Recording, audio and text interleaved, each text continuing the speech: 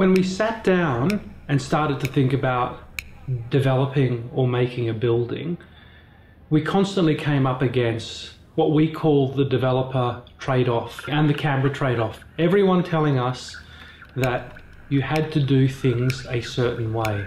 The development matrix that was always provided was one that you had to operate within your local context.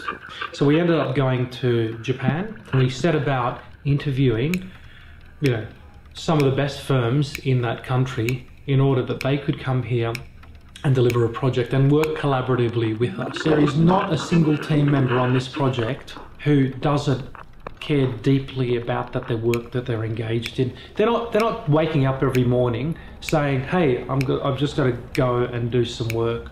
They're engaged in this project in the same way that Johnathan and I and my family are engaged with this project. That then manifests itself in a relentlessness to get the right outcome.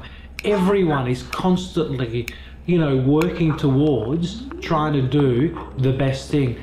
The best thing for the project, not for Nectar and Johnathan, not for, Molonglo Group, but because they believe passionately about what they're doing, because what they are doing has meaning in their lives. The overall Nishi precinct is composed of the headquarters for the Department of Climate Change and Energy Efficiency and will be the most radically sustainable building in the country. It's a step change, an ecological step change in the way that commercial buildings are conceived and delivered.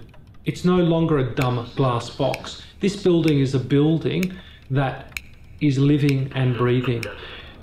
That building adjoins the residential Nishi building. What's radically different about Nishi is that where you traditionally come up to an apartment building and you come up a lift, go down a dark corridor and then enter into your apartment through a dense wall and then you only have one balcony, Nishi has turned that idea on its head. These are homes that have both a front and a back, that are cross-ventilated, where we're no longer thinking about the slick, polished, inauthentic aesthetic, but we're starting to have a language of materiality that has a deep respect for nature. There's an incredible curved ceiling that holds up ply joinery elements that integrate directly into the floor spaces.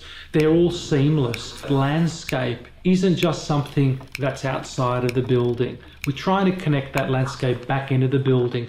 The introduction of conservatories at the front of each apartment. So before you entering through the communal corridor into your apartment, you step through a transition zone. That transition zone is a slow down conservatory before you even get into your apartment itself. It gives you a whole new sense of space within your apartment. Instead of only having one set of windows at the end towards the balcony, there are some 4 skins within this apartment building. So you have your outer skin, which is a permeable skin of glazing and fixed elements. You then enter the apartment into the conservatory, move beyond the conservatory into what we call skin 3, and that's your internal skin that lets you into your apartment. This sense of lightness, of ability for light to create a sense of atmosphere within each of these before you get into the main living spaces.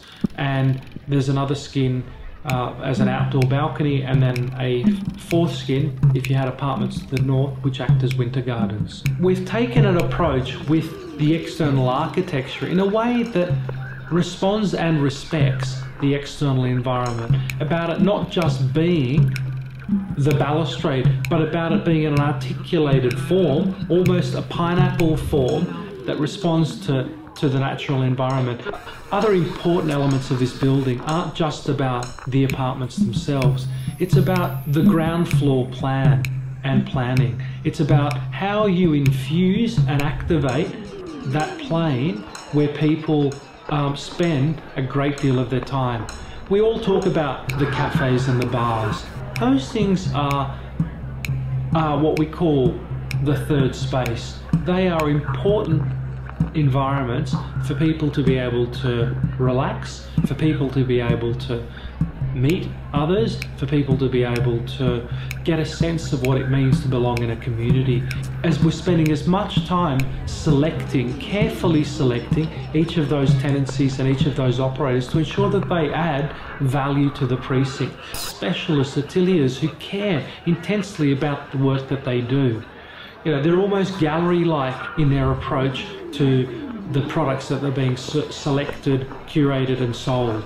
All of these ground floor places are critically important, because as we live above this building, what's really important is our ability to share those common spaces.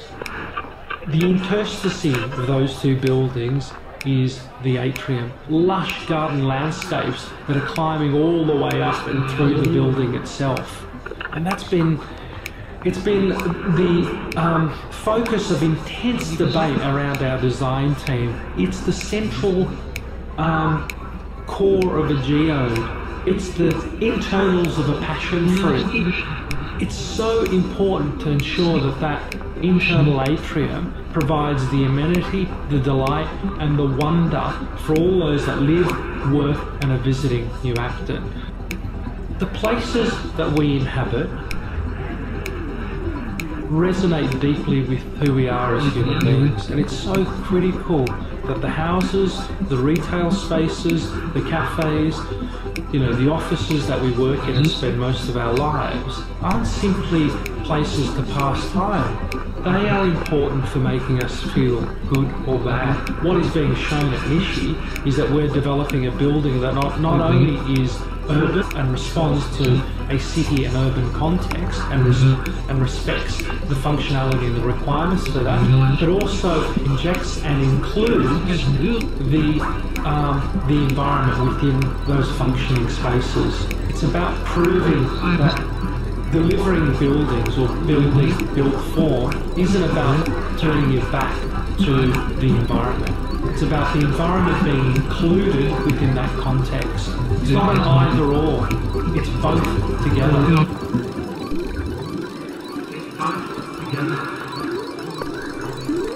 It's both together. It's both together. It's both together.